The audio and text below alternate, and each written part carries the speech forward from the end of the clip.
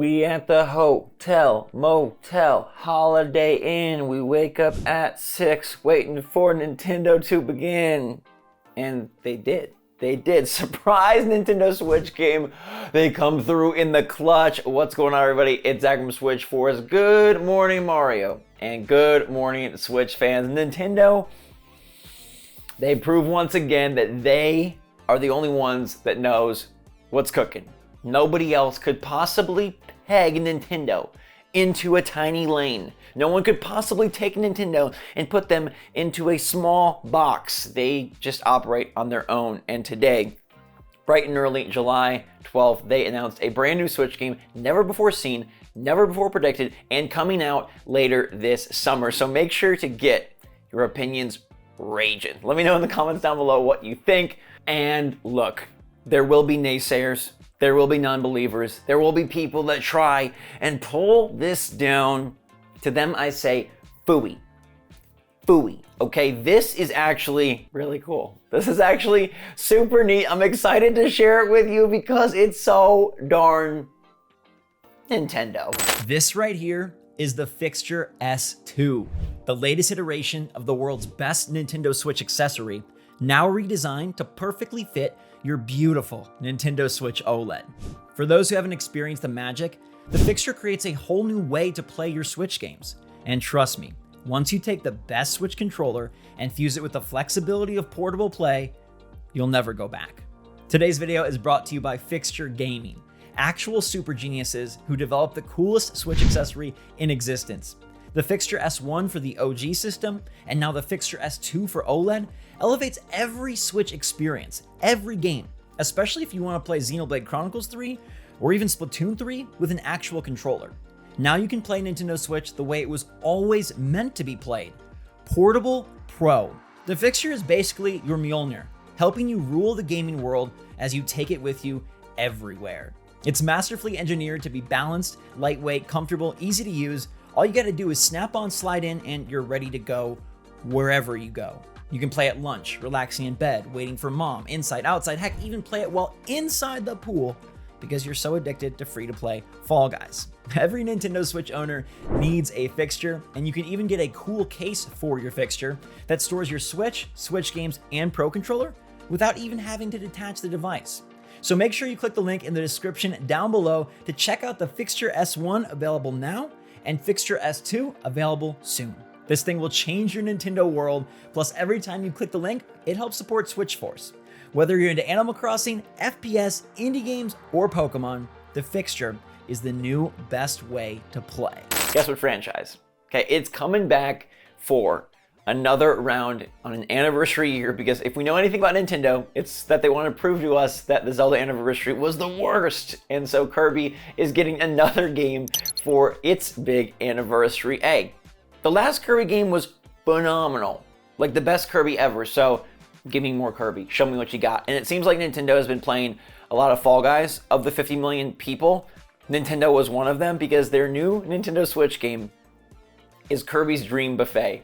And this is basically like Nintendo Kirby trying to do Fall Guys. It also is racing, it also is eating, and it's very, very charming. Okay, this is coming out later this summer, so it's gonna be out any minute now.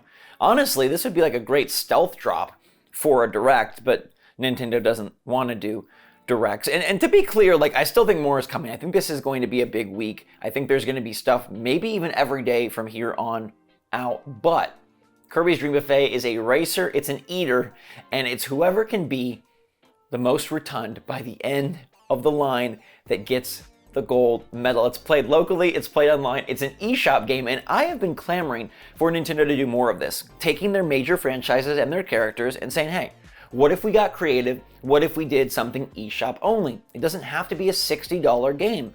We can do an eShop game and try out an innovative, unique idea. This looks like that. It's racing, which we know Kirby's done before in games like Air Ride, but it's with a whole new twist. There's copy abilities that allow you to knock opponents off, and then you're trying to eat the most cake. You want to be the biggest Kirby, which I think is kind of a really great concept. I mean, look at that frame rate. This can only mean one thing. Nintendo Switch Pro, it's running so well. The rolling physics, Man! Da-dun. I had to get you. Anyhow. Kirby's Dream Buffet. All right, so this shows Nintendo really is just wild card mode right now. All right, I still think there's a Pokemon trailer later this week and probably even tomorrow. Wednesday seems to be the day that everyone is kind of pegged for Pokemon, and we saw so many leaks happen yesterday. The gym leaders, new Pokemon, the rival, the giraffe rig with the weird Kingdom Hearts hoodie. So it does seem like that's still coming. And I guess like the big no-no here is that Nintendo seems to be in Twitter mode. Okay, they seem to be in Twitter trailer mode. Now, whatever you think of Kirby's Dream Buffet, that's a good thing because it means that there's more of this to come. Kirby's Dream Buffet seems like the perfect type of game that Nintendo would be like, what's this? Check out something else. And then at the Direct, they show you Kirby's Dream Buffet and you're like, wow, okay, this is pretty neat as part of a bigger puzzle. But the fact that this just randomly dropped on July 12th in the morning indicates to me that there is no Direct. This is a first-party property. This is a big IP. This is something that has an anniversary, and it's coming super soon. Like, it could be out, I don't know, next month. It could be out in a week. Maybe this is their August game. Did we get saved from the Everybody's 1-2 Switch? Did we get saved? Are we good?